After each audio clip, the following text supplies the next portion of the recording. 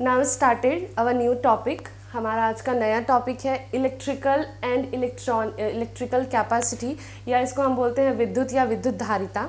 ठीक है, तो क्या इलेक्ट्रिकल जो भी है इलेक्ट्रिकल डिवाइस, उसके बारे में तो हम लोगों को पता है कि इलेक्ट्रिकल होता क्या है, या इलेक्ट्रॉनिक्स क्या होता है, या इलेक्ट्रिक क्या होता है। ठीक है, जो भी करंट है, जैसे कि हम लोगों को पता है कि अगर कोई इंस्ट्रूमेंट हमको कोई डिवाइस जो है, आजकल सारे इंस्ट्रूमेंट या डिवाइस हमारे इलेक्ट्रॉनिक वाले ही होते हैं, तो उनको अगर हमको ऑन करना है, उनको अगर हमको वर्क कराना है, तो हमको उसमें एक इलेक्ट्रिकल चार्ज उसको प्रोवाइड करना पड़ेगा। अगर जब तक हम उसमें इलेक्ट्रिकल चार्ज उसको प्रोवाइड नहीं करेंगे, वो आपका ऑन नहीं होगा, या तो ये वह वर्क ही नहीं करेगा। तो इसीलिए इलेक्ट्रिकल के बारे में तो विद्युत आपको पता ही है, विद्युत होता क्या है। ठीक है, विद्युत का मतलब क्या होता है, किसी एक डिवाइस से दूसरे डिवाइस में जो करंट फ्लो होता है, जिसकी वजह से वो डिवाइस क्या होता है, वर्क करता है, वो आपका इलेक्ट्रिक या इलेक्ट्रिकल कहलाता है। सेकेंड बात करते हैं हम लोग इलेक्ट्रिकल कैपेसिटी या फिर विद्युत धारिता। विद्युत धारिता क्या होता है? विद्युत धारिता को हम कैपेसिटर बोलते हैं। ये एक तरीके का डिवाइस होता है, इलेक्ट्रिकल डिवाइस होता है, जो काफ़ी ज़्यादा हाई फ्रिक्वेंसी प्रोवाइड करता है, या हाई वोल्टेज प्रोवाइड करता है, या हाई करंट प्रोवाइड करता है, तो उसको बोलते हैं हम लोग कैपेसिटर। अब कैपेसिटर को हम क्यों यूज़ करते हैं?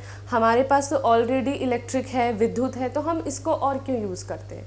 देखिए, जैसे कि आप लोगों को घर में जो भी लाइट्स हैं, ठीक है, जो भी इलेक्ट्रिक सामान है, तो उन सब में उतना पावर नहीं रहता जितना हमको चाहिए, या जितना उसको ऑन होने के लिए चाहिए, या जितना उसको वर्क करने के लिए चाहिए।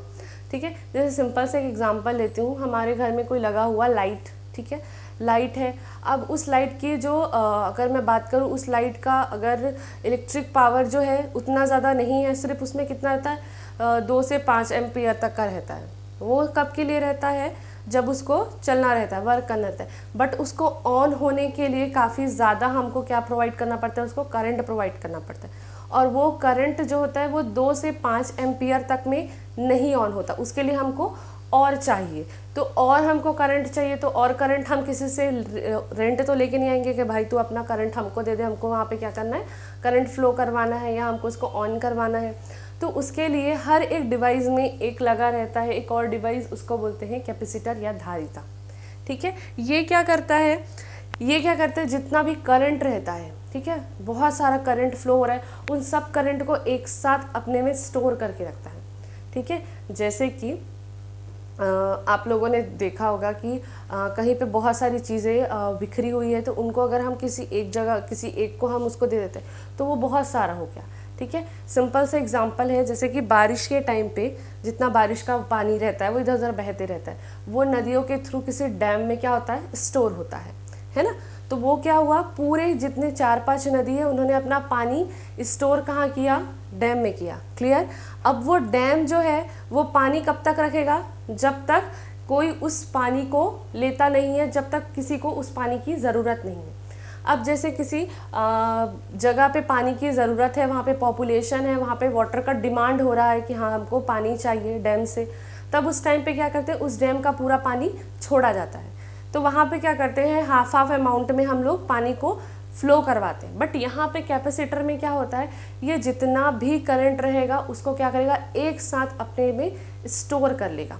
ठीक है, तो इसके लिए पहले मैं इसका डेफिनेशन बता देती हूँ, फिर ये आपको अच्छे से क्लियरली समझ आएगा।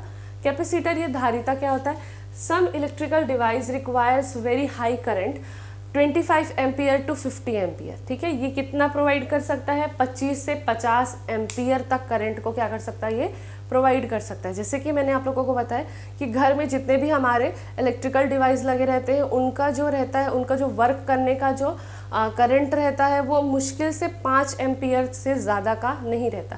हमको क्या चाहिए, बहुत ज़्यादा चाहिए। क्यों? क्योंकि हमको उसको ऑन करना है, तो ऑन करने के लिए हम लोगों को बहुत ज़्यादा अमाउंट में एम्पियर चाहिए रहता है, जो इसकी वजह से होता है। तो आगे बढ़ते हैं। 25 ampere to 50 ampere to start them static friction like fan, motor and camera flash. सबसे बेस्ट एग्जाम्पल इसके लिए फैन, मोटर। जैसे अभी के टाइम पे गर्मी का मौसम है, तो गर्मी में हम लोग सबसे ज़्यादा क्या यूज़ करते हैं, कूलर यूज़ करते हैं। तो कूलर में भी मोटर लगा रहता है ना, देखते हो कि पीछे में उसके जो फ़ैन है उसके पीछे में एक मोटर लगा रहता है। अब वो मोटर ऑन किससे होगा, जब तक हम इलेक्ट्रिकल डिवाइस ऑन नहीं करेंगे जब तक हम उसके स्विच को ऑन नहीं करेंगे।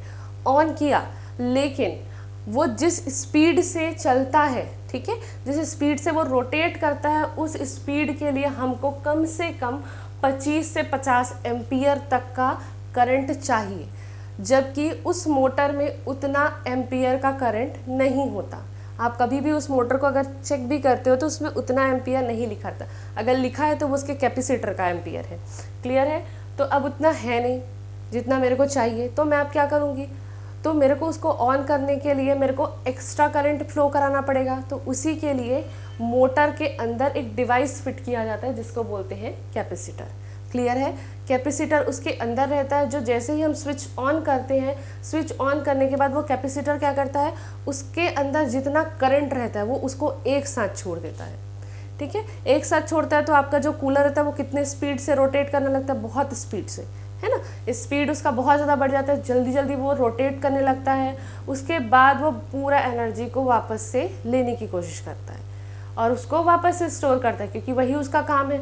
उसने एक साथ दे दिया, बाकी उसने लिया ही नहीं, तो फिर वो नेक्स्ट टाइम कैसे ऑन होगा। तो इसी तरीके का ये प्रोसेस चलते रहता है। तो ये जो है ये सब होता है इसकी वजह से, किसकी वजह से, धारिता या तो कैपेसिटर की वजह से। फैन में भी आपका फैन के ऊपर में जो मोटर लगा रहता है उसमें भी आपका कैपेसिटर फिट रहता है। और एक और सिंपल सा आपको एग्जांपल देती हूँ, जैसे कि कैमरा देखे होगे ना, कैमरा जब हम किसी का फोटो लेते हैं तो एक फ्लैश जलता है ना, फटाक से एक फ्लैश जलता है। तो उस कैमरे में उतनी करंट, उसमें भी तो उतना करंट नहीं रहता, उसका भी अगर आप चेक करते हो तो उसमें भी उतना करंट फ्लो नहीं होता।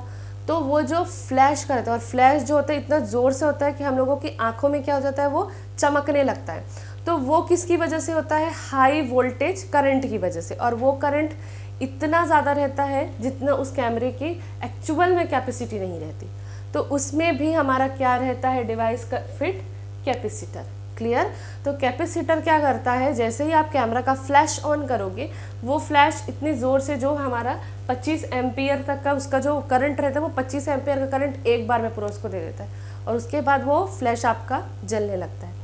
तो ये सारा चीज़ आप लोगों को समझ आया कि कैपेसिटर का काम क्या रहता है। कैपेसिटर वो डिवाइस होता है, वो इलेक्ट्रिकल डिवाइस होता है जो इलेक्ट्रॉनिक सामान में लगाया जाता है, ताकि उनकी करंट फ्रिक्वेंसी को क्या किया जा सके, बढ़ाया जा सके। क्लियर है? इसके बाद हिंदी में भी इसका डेफिनेशन लिखा हुआ है जो वैसा ही है। कैपेसिटर एक इलेक्ट्रॉनिक कंपोनेंट है, अवयव है, ठीक है, वो डिवाइस बोलो जो भी बोलो सेम चीज़ है, जो लगभग सभी सर्किट में इस्तेमाल किया जाता है। जितने भी सर्किट होते हैं इलेक्ट्रिकल, हमारे जितने भी सिस्टम होते हैं, उन सब में कैपेसिटर आपका फिट रहता है, जिसमें इलेक्ट्रिकल चार्ज स्टोर होता है, जो मैंने आप लोगों को कहा। ठीक है, जितना भी करंट आएगा उस करंट को वो क्या करता है, स्टोर करता है। डैम की तरह पूरा पानी अपने अंदर स्टोर कर लेता है, ये पूरा करंट अपने अंदर स्टोर कर लेता है। उसके बाद क्या करता है, उस स्टोर किए हुए एनर्जी को या करंट को, इसके बाद में बताऊंगी उसको क्या करता है वो। कैपेसिटर क्या करता है, कैपेसिटर को हम एक तरीके से कंडक्टर भी मान सकते हैं। कंडक्टर मतलब कि क्या होता है, देखिए कैपेसिटर और कंडक्टर दोनों में डिफरेंस होता है। क्या डिफरेंस होता है, जैसे कि कैपेसिटी क्या करता है, पूरे एनर्जी को क्या करता है, स्टोर करता है, और कंडक्टर क्या करता है, कितना एनर्जी उसको स्टोर करना है वो ये देखता है। उसकी लिमिटेशन जितनी रहेगी वो उतना ही एनर्जी को क्या करेगा, स्टोर करेगा। ठीक है, विच स्टोर इलेक्ट्रिकल चार्ज, वही चीज़ सेम चीज़, इलेक्ट्रिकल चार्ज या इलेक्ट्रिकल करंट को करंट बोलो चार्ज बोलो, आपके ऊपर डिपेंड करता है, दोनों सेम चीज़ है। इलेक्ट्रिकल चार्ज या इलेक्ट्रिकल करंट दोनों को क्या करता है, स्टोर करता है। Okay correct. अब मैं कैपेसिटर का जो बता रही थी कि वो जमा करके करता क्या है, भाई करता है, पता चल गया कि वो देता है, बट कैसे प्रोवाइड करता है। डैम ने क्या किया, पानी को स्टोर किया, स्टोर करने के बाद जहाँ पे जितनी ज़रूरत है उतना ही पानी दिया। ऐसा तो नहीं ना कि हाँ उसको पानी की ज़रूरत है करके पूरा डैम का पानी खाली कर दिया, नहीं ना, वो उतना ही देता है जितना उसको ज़रूरत है। लेकिन यहाँ पे कैपेसिटर जो रहता है वो थोड़ा ज़्यादा ही बेचारा दानवीर है। वो क्या करता है, जितना भी उसके पास इलेक्ट्रिकल चार्ज होता है वो पूरा दे देता है। कैसे, stores electrical energy and supply at once. Suddenly वो पूरा अपना इलेक्ट्रिकल चार्ज क्या कर देता है, दे देता है। किसको, जिसको ज़रूरत होती है। किसको ज़रूरत होती है, हमारे इलेक्ट्रिकल डिवाइस को। कब, जब हम उसको ऑन करते हैं। क्लियर समझ आया कि कैपेसिटर क्या होता है? कैपेसिटर वो डिवाइस होता है जो पहले इलेक्ट्रिकल एनर्जी को स्टोर करता है। स्टोर करने के बाद जब जिसको चाहिए होता है, कब चाहिए होता है? जब हम उस इलेक्ट्रिकल डिवाइस को ऑन करते हैं।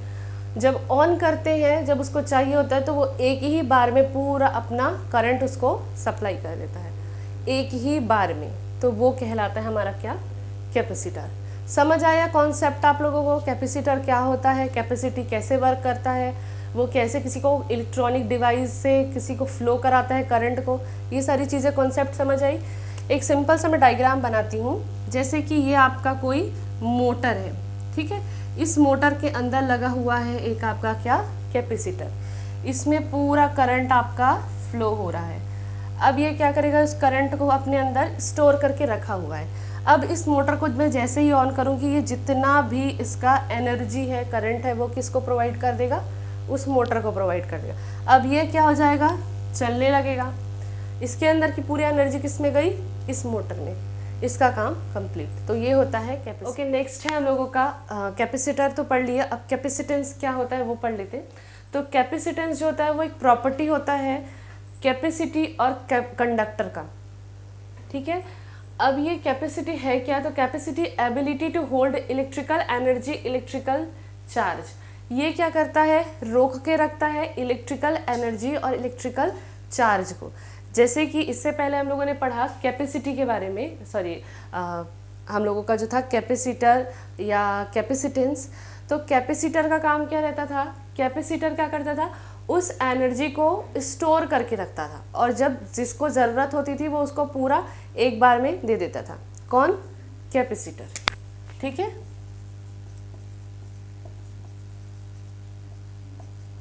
ये स्टोर करता है किसको? इलेक्ट्रिकल एनर्जी या फिर इलेक्ट्रिकल चार्ज को।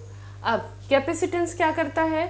ये इसकी एबिलिटी होती है इलेक्ट्रिकल चार्ज और इलेक्ट्रिकल एनर्जी को ये क्या करता है? होल्ड करके रखता है, रोक के रखता है। दोनों में डिफरेंस होता है, ठीक है। ये स्टोर करता है, तो ये क्या करता है?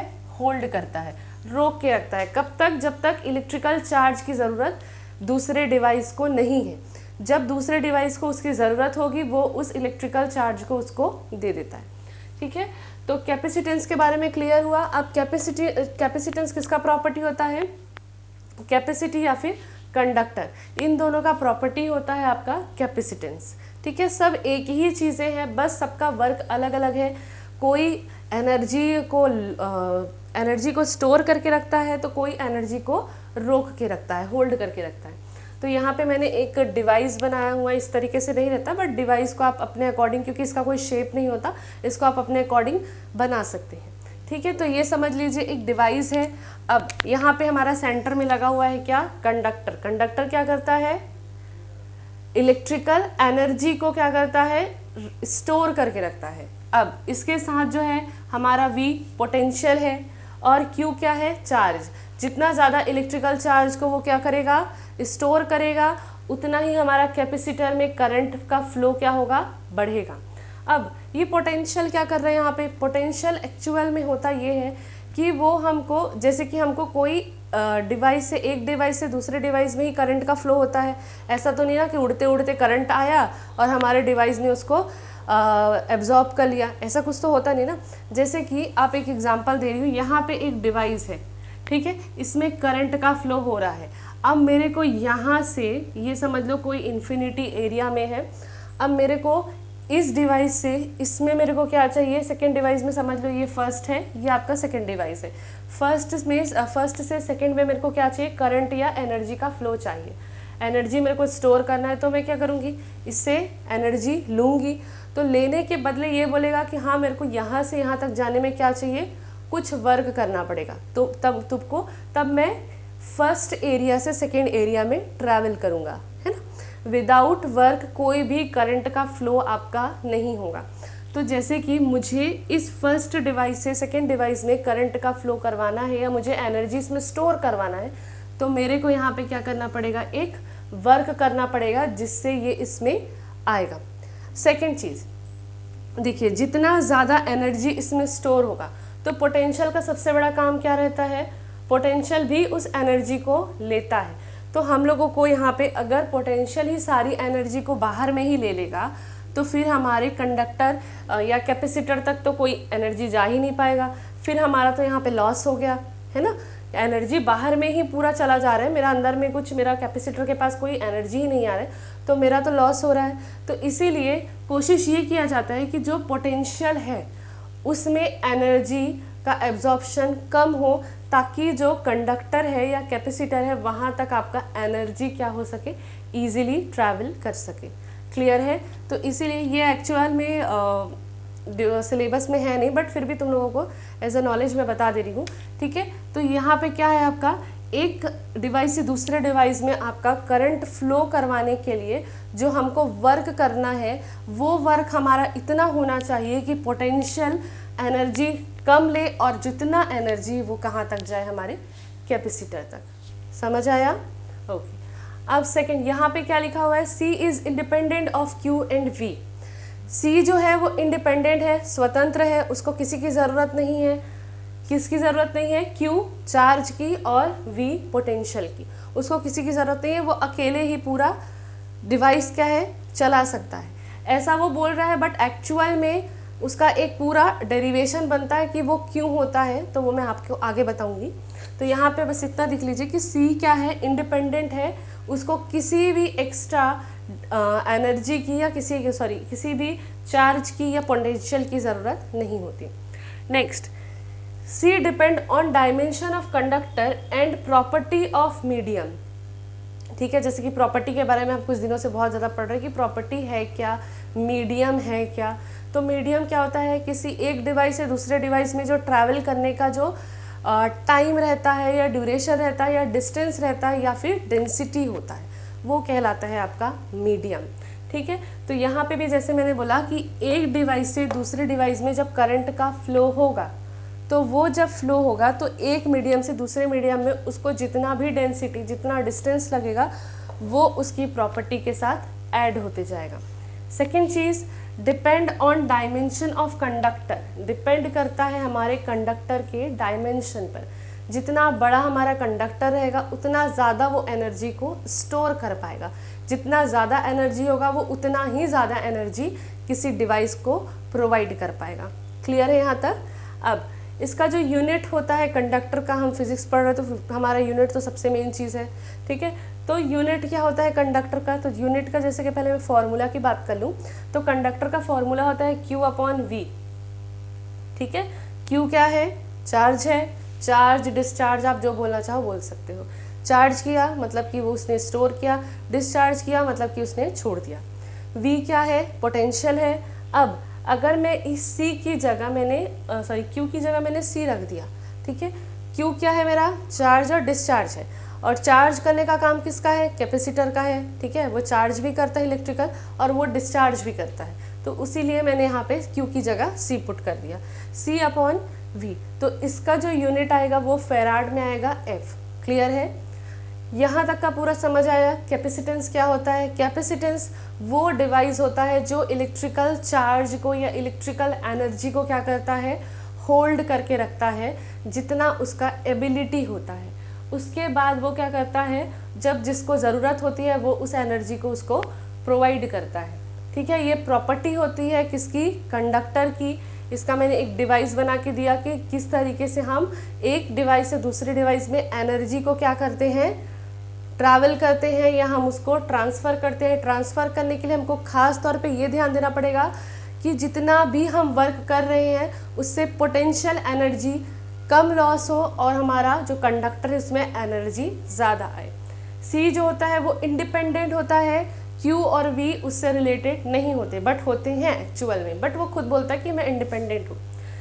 C जो होता है कंडक्टर जो होता है वो डिपेंड करता है किस पे? अपने डायमेंशन पे। जितना ज़्यादा बड़ा कंडक्टर होगा उतना ज़्यादा वो एनर्जी को क्या करेगा? स्टोर करके रखेगा। इसका जो मीडियम होता है वो उसके प्रॉपर्टी से होके जाता है, डिस्टेंस, डायमेंशन, ये सारा चीज़। यूनिट क्या होता है कंडक्टर का? Q/V से हम इसको फॉर्मूला बनाते हैं, डिस्चार्ज अपॉन पोटेंशियल, या फिर हम डिस्चार्ज को C भी काउंट कर सकते हैं कंडक्टर, बिकॉज ये चार्ज भी करता है डिस्चार्ज भी करता है। यूनिट इसका फेराड में रहेगा। अब लास्ट हम बात करते हैं स्फेरिकल कैपेसिटर कंडक्टर का। ये एक तरीके का कैपेसिटर है स्फेरिकल टाइप का, अलग अलग टाइप के कंडक्टर होते हैं। तो हम सबसे फर्स्ट बात करते हैं स्फेरिकल कंडक्टर का। स्फेरिकल एक टाइप का कंडक्टर डिवाइस होता है जो एनर्जी को क्या करता है, अपने अंदर स्टोर करके रखता है। बट एक्चुअल में इसका आज के डेट में ज़्यादातर यूज़ नहीं किया जाता, क्योंकि ये जितनी एनर्जी देता है वो बहुत ही कम होता है, बहुत ज़्यादा मिनिमम होता है। हमको उतना कम एनर्जी से हमारा कोई भी डिवाइस वर्क नहीं करेगा। इसलिए इसके बाद भी बहुत सारे डिवाइस जो है वो बनते जा रहे हैं, बट हमको अब इसको पढ़ना है क्योंकि ये हमारे में है सिलेबस में, तो इसमें ध्यान दे दीजिए। सबसे फर्स्ट जो है ये देख लीजिए, ये सर्कुलर जो मैंने बनाया ये एक आपका डिवाइस है, कंडक्टर है, ठीक है। स्फेरिकल है मतलब कि क्या होगा, सर्कुलर, ठीक है। अब यहाँ पे क्या क्या है ये मैं बता देती हूँ। सबसे फर्स्ट सर्कुलर है तो इसका एक रेडियस काउंट होगा, त्रिज्या क्या है वो r, ठीक है। ये है उसका पोटेंशियल एनर्जी, ये है चार्ज कर रहा है, ये इसको डिस्चार्ज कर रहा है। बाहर में पूरा क्या है आपका धनात्मक पॉजिटिव एनर्जी है, क्योंकि जो कैपेसिटर रहता है वो हमेशा पॉजिटिव एनर्जी को क्या करता है, स्टोर करने का काम करता है। जैसे कि मैंने बताया था, अगर मुझे कोई एनर्जी देगा तो मेरे में एनर्जी बढ़ेगा तो वो प्लस होगा, अगर मैं किसी को एनर्जी दूंगी तो मेरा एनर्जी क्या होगा, कम होगा, मतलब माइनस में काउंट होगा। तो जैसे कि हम लोगों का फॉर्मूला जो है किसका, कैपेसिटर का, C is equal to Q upon V, तो यहाँ पे हमने पुट कर लिया C is equal to Q upon V. अब V का जो है एक फॉर्मूला होता है पोटेंशियल एनर्जी का, क्या होता है, के क्यू अपॉन आर, ये फॉर्मूला होता है, ठीक है। ये आपके बुक्स में होगा तो आप उसमें से देख सकते हो। सारा चीज़ मैं आप लोगों को यहाँ पे नहीं बता पाऊँगी क्योंकि बहुत लंबा चीज़ है, बहुत बड़ा चैप्टर है, ठीक है। तो V इज इक्वल टू के क्यू अपॉन आर, तो यहाँ पे V की जगह मैंने वो पुट कर दिया, क्या पुट किया, के क्यू अपॉन आर। तो क्यू क्यू क्या हो जाएगा, कैंसिल हो जाएगा। कैसे कैंसिल होगा, यहाँ पे देख लीजिए, Q है, V का वैल्यू क्या है, के क्यू अपॉन आर, कैंसिल हो गया, बचा क्या आपका R अपॉन के, आ गया वैल्यू, क्लियर है। इसी के साथ K जो है, K जो आप लोगों का वैल्यू है, कांस्टेंट वैल्यू भी अपन इसको बोलते हैं, तो K जो है इसका वैल्यू क्या होता है, 1/4 pi into epsilon naught, ठीक है। अब ये जो होता है इसका जो वैल्यू होता है वो होता है 9 इंटू 10 का पावर 9, ठीक है। तो ये वाला जो K आया है इसको अगर मैं यहाँ पे पुट कर दूँ तो ये कैसे हो जाएगा, R इंटू 1 अपॉन, ये 1 अपॉन K के फॉर्म, ये K के फॉर्म में है, वैल्यू मेरा क्या है 1/4 पाई इंटू एस फिलिन नॉट, ठीक है। तो ये इसके नीचे आएगा तो ये इसके साथ क्या हो जाएगा, मल्टीप्लाई हो जाएगा। समझ तो आता है ना, मैथमेटिक्स में इस तरीके से हम करते हैं। जैसे कि ये K क्या है, अपॉन में है, ये जो मेरा K का वैल्यू है ये 1/4 पाई है ना।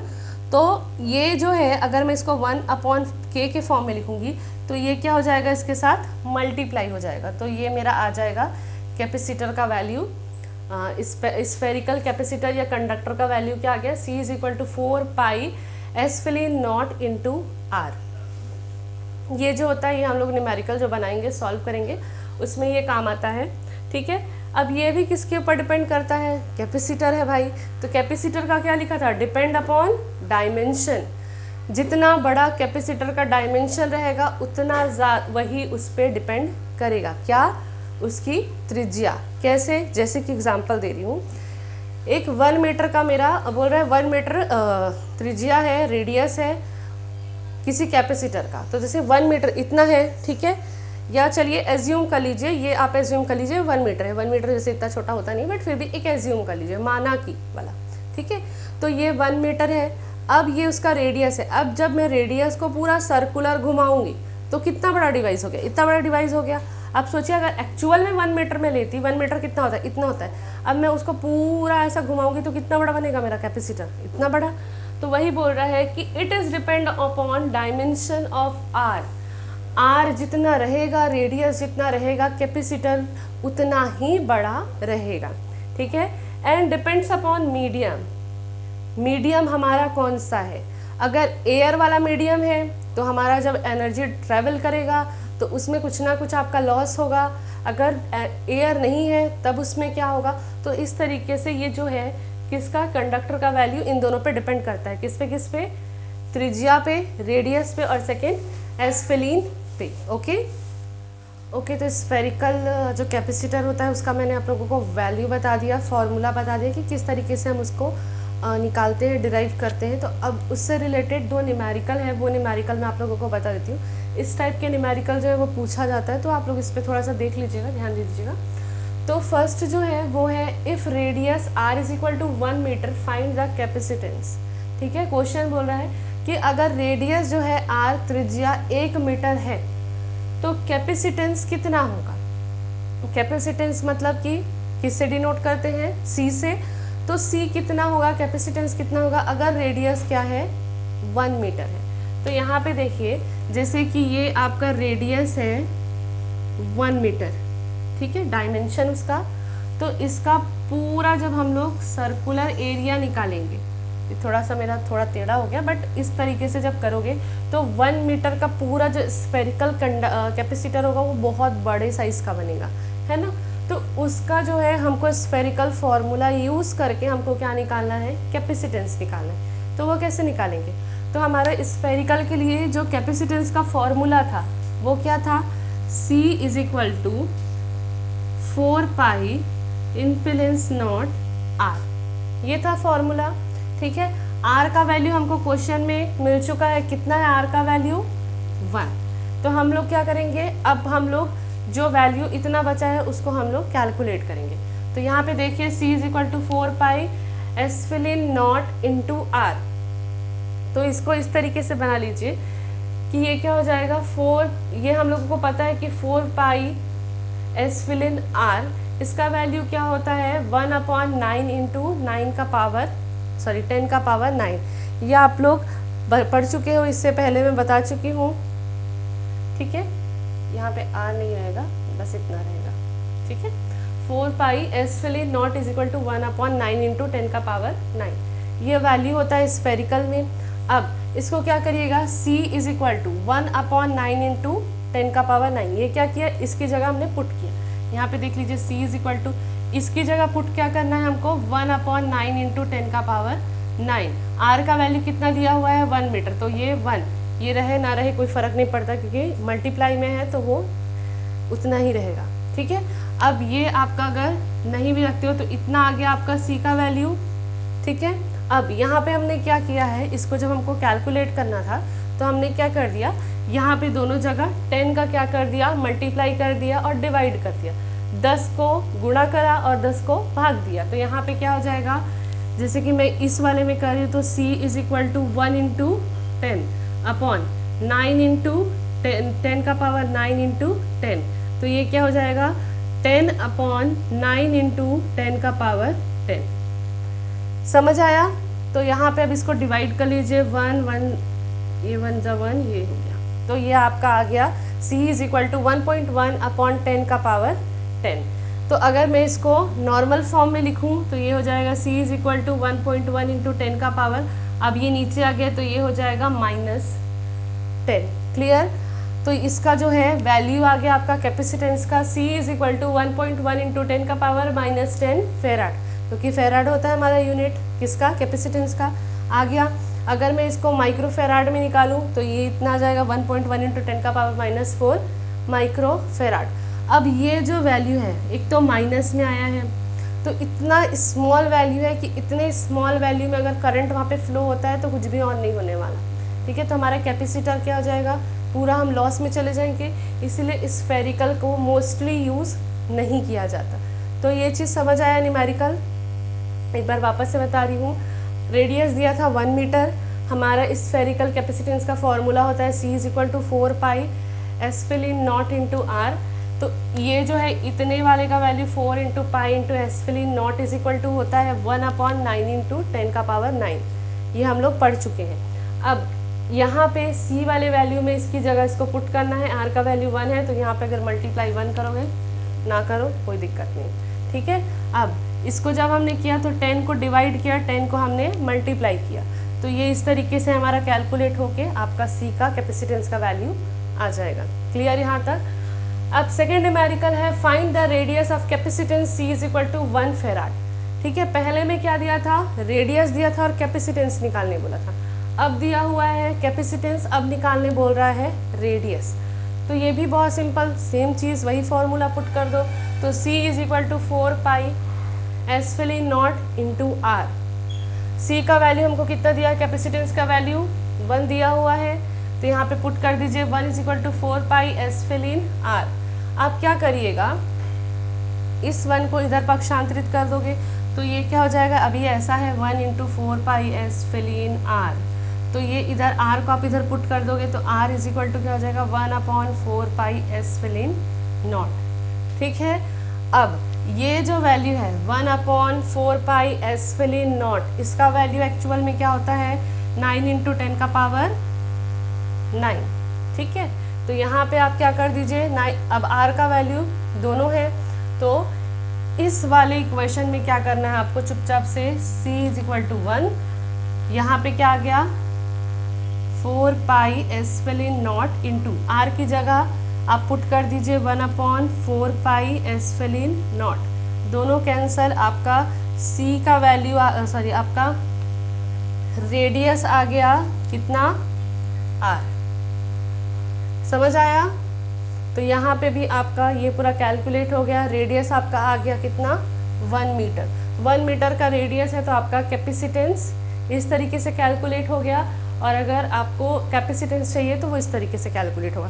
तो दोनों के लिए एक ही फार्मूला यूज़ करना है, बस बनाने का थोड़ा सा तरीका अलग रहेगा। तो आप लोग इसको घर में ट्राई करिएगा, वैल्यू चेंज करिएगा और उसके बाद इसमें वैल्यू को पुट करिएगा।